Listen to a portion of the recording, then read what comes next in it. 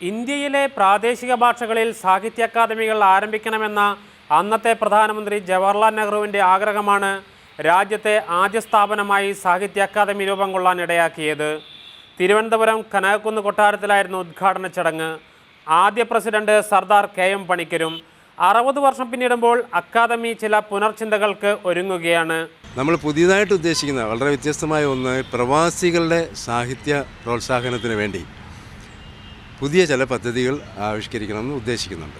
High school college തല വിദ്യാർത്ഥികൾക്ക് പ്രത്യേകമായിട്ട് അവരുടെ സാഹിത്യവാസനയെ പ്രോത്സാഹിപ്പിക്കാൻ വേണ്ടി കൂടുതൽ ശ്രദ്ധ പതിപ്പിക്കാൻ തീരുമാനിച്ചിട്ടുണ്ട്. അതുകൂടാതെ ആദിവാസി ദളിത് മേഖലകളെ കേന്ദ്രീകരിക്കാനും, നമ്മൾ സാഹിത്യത്തിൽ പ്രാന്തവൽക്കരിക്കപ്പെട്ടിരിക്കുന്ന ഒരുപാട് ജനവിഭാഗങ്ങളുണ്ട്. ഉദാഹരണം നമ്മുടെ കുടുംബശ്രീ, തൊഴിലാളികൾ, കർഷക തൊഴിലാളികൾ, മത്സ്യബന്ധന തൊഴിലാളികൾ, ഇവർക്കൊക്കെ സാഹിത്യവുമായിട്ട് കുറച്ചുകൂടി ഒരു അടുപ്പം വരിക.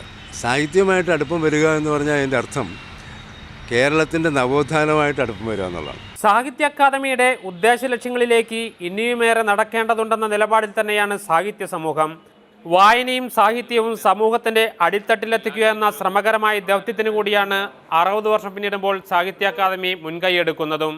മാതൃഭൂമി ന്യൂസ്, തൃശ്ശൂർ.